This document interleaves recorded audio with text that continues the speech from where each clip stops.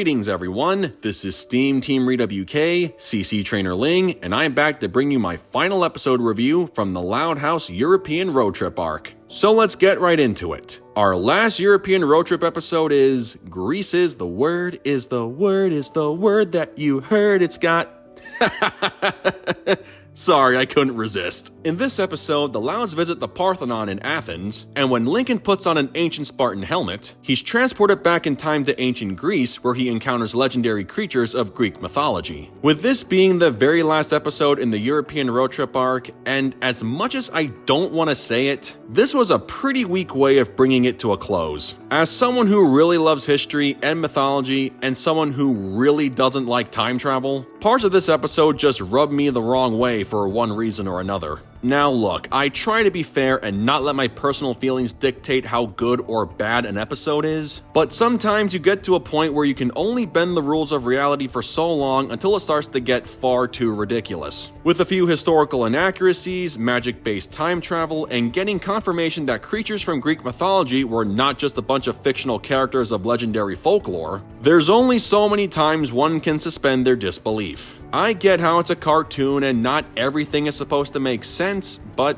that's just how I feel about it. Honestly, this episode would have been much better had it taken the same approach as Butterfly Effect, as in having everything take place in Lincoln's fantasy. You know, a story where he puts on the Spartan helmet and imagines having an adventure in ancient times, and then someone snaps him out of his daydream when his little adventure comes to an end. If that were the case, I would have been more inclined to ignore the historical inaccuracies and interacting with mythical Greek characters. Lincoln says characters in Greek mythology are not real when the episode begins, but him traveling back in time and the results of his adventure strongly indicate these mythological creatures were actually real. In this universe, ghosts are real, zombies are real, aliens are real, and now we can add Greek mythological creatures to the list. Just keep piling them on, because why not? Anyway, I have a lot to unpack here, so let's just get this over with. The central premise is Lincoln is bored learning about the history of the Parthenon, and then he's transported back to 450 BC after putting on an old Spartan helmet, and that's when he meets the Greek version of his best friend named Clytius, complete with a pair of glasses that wouldn't be invented until the late 13th century. Believing he may have angered the gods by taking something that didn't belong to him, Lincoln and Clytius set out to return the helmet to its original spot so Lincoln can return to the 21st century. Along the way, they encounter several creatures from Greek mythology: Sirens, the Minotaur, and the One-Eyed Cyclops. By the end of its epic adventure, Lincoln returns to the present day and has a newfound appreciation for Greek history. The first things I want to address would be some of the historical inaccuracies to ancient Greece. The Parthenon was never designed as an open-air market as mentioned by the tour guide and as the audience sees towards the end of the episode. The Parthenon was originally built as a temple of worship dedicated to the goddess Athena. There's also the scene where Lincoln and Clytius are running through a hedge maze, but it's only half accurate to Greek mythology. While it's true the legendary Minotaur was said to have been contained within a maze, the structure in this episode is not an accurate representation of the labyrinth according to the original myth. Minotaur's maze was composed of stone, while the maze in this episode was made of shrubs. These kinds of labyrinths were first constructed in the mid-16th century during the Renaissance period. So the writers were on the right track with the Minotaur and the labyrinth, just not the right kind of material used to build the structure in which he was contained. Next, the episode dabbles with time travel, but not through conventional scientific means like Lisa once did in Time Trap.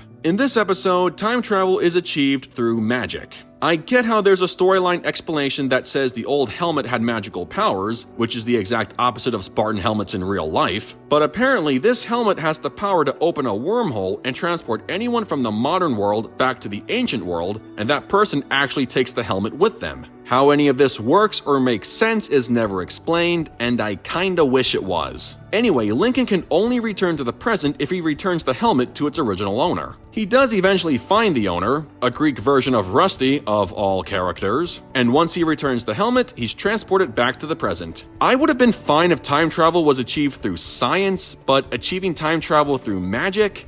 Just, really? Anyway, my frustration with time travel gets even more agitating when it turns out Lincoln supposedly changed history and quite possibly removed the helmet from existence. When Lincoln returns to the present, the stand where the helmet was supposed to be is gone. Also, the vase behind the rope where the helmet stand was supposed to be changed in both size and shape, but this was no ordinary vase. When Lincoln first encountered Clydius, the latter was crafting a short story about a time traveler on a vase, and the main character just so happened to bear a striking resemblance to Lincoln. Oh gee, what a coincidence. Anyway, he doesn't have an ending to his story, but by the time his adventure with Lincoln is over and Lincoln goes back to the present, Clydius finally has an ending and the full story is presented on the vase. This is a little confusing because the vase shown during the final scene is pretty big and the vase Clydius was holding earlier in the episode was a lot smaller. Maybe crafted the complete story on a different vase or something. I will admit the thing with the vase was a pretty decent example of storyline foreshadowing, and I can appreciate the fact it had a payoff at the end. However, the mysterious disappearance of the Spartan helmet is never resolved. It was either erased from history, or it's still lying around somewhere in Greece and is yet to be discovered. Additionally, this Lincoln and Clydius vase got me thinking about two possible theories. One, either Lincoln's involvement in 450 BC created a timeline where he became a recognized heroic figure in Greek mythology, or two, he had an ancient Greek ancestor like Clyde and Rusty and was always a part of the mythology before he even arrived in Athens both in the past and present day.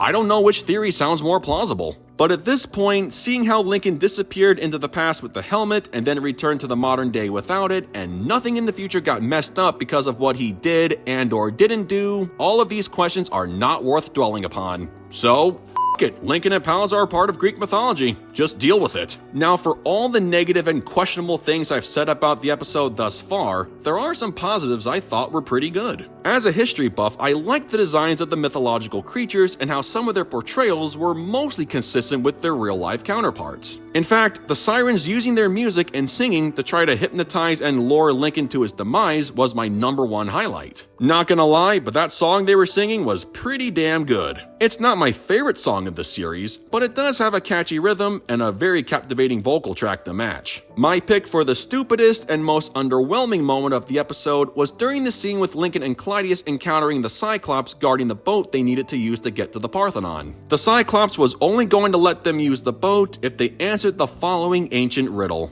Why was 6 afraid of 7? When I first heard that, I was like, seriously, that's the riddle? Yeah, I know it counts as a riddle, but couldn't the writers have come up with something a little more interesting and creative? I mean, they could have done something clever like asking a riddle that made use of the lemons Clydius was carrying around earlier. The Cyclops poses the question, the boys say the answer is a lemon, and then Clydius squirts lemon juice in the Cyclops' eye, and the boys take off in the boat. I know I'm nitpicking on this one here, but still, a little creativity here and there when it comes to riddles isn't asking too much. Overall, much like Hide and Sneak serving as the last episode of the cross-country American road trip arc from Season 7, I consider Greece is the Word as the lowest and weakest installment of the Lao's adventures in Europe. However, I don't consider it among the worst of the series. As always, I'm never outright against the series using fantasy elements, so if anything, this episode is more of a guilty pleasure than anything else. Even so, the story took certain fantasy elements a little further than I would have liked. From magical time travel to validating the existence of Greek mythological creatures, this episode dabbled in fantasy a little bit too much and it made the story kinda confusing in the long run, especially towards the end. I guess if you were to ignore all of that and the historical inaccuracies and simply judge the story for what it is, it's not exactly the worst thing the series has ever done. Lincoln's adventure in ancient Greece was fine, the siren song was good, and the foreshadowing with the vase was decent. As I said, this episode would have been a lot more sensible and entertaining had it all taken place in a fantasy sequence, but it took place in the realm of reality and it didn't feel grounded in it at all.